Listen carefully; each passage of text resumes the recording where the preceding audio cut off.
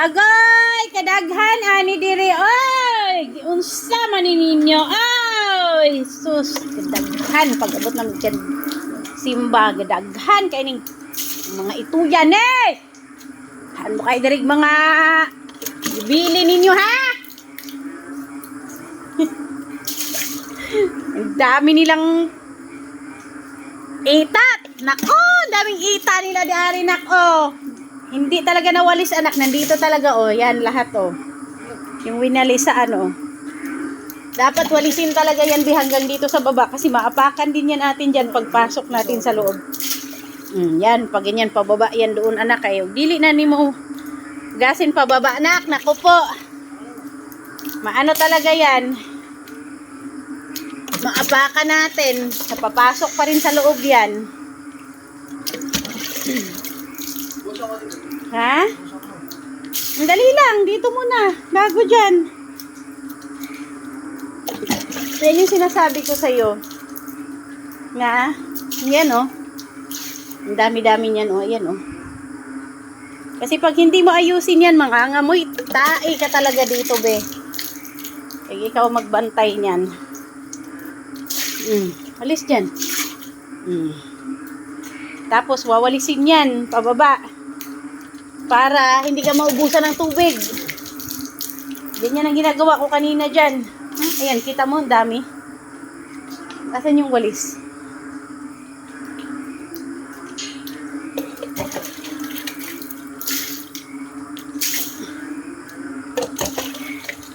Nakintain mo ang taan eh.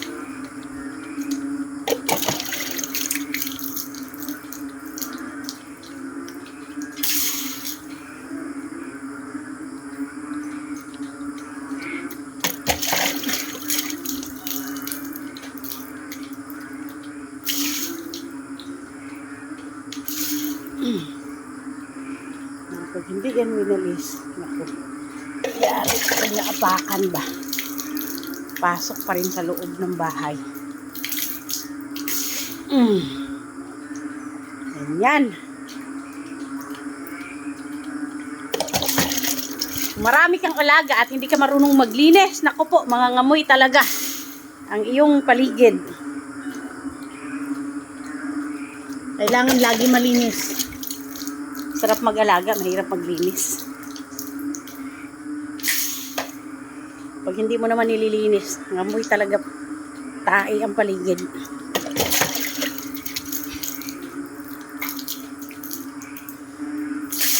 Sarap lang magpakain. Mahirap talaga maglinis. Ito.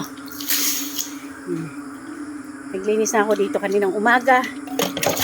Tapos kaninang tanghali, kaninang hapon. Tabi. Yan. Kasi kung hindi mo linisin bawat kibot, mga tuta kasi tae ng tae.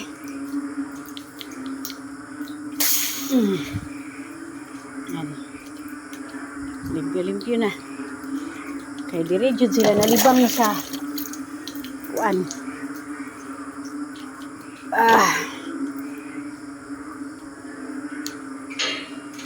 Sila nalibang tawon sa sulod. Mag-init ka nga ng tubig dyan, anak. Mag-init ka ng tubig dyan. Kasi maraming langgam dito sa ano, oh. Tamo, akala ko natapos na ako dito. Hindi pa pala. Meron pa sila dito iniwan ng mga ano.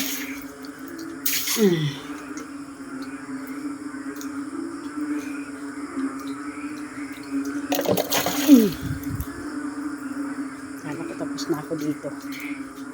Dito kasi talaga sila umiiyak.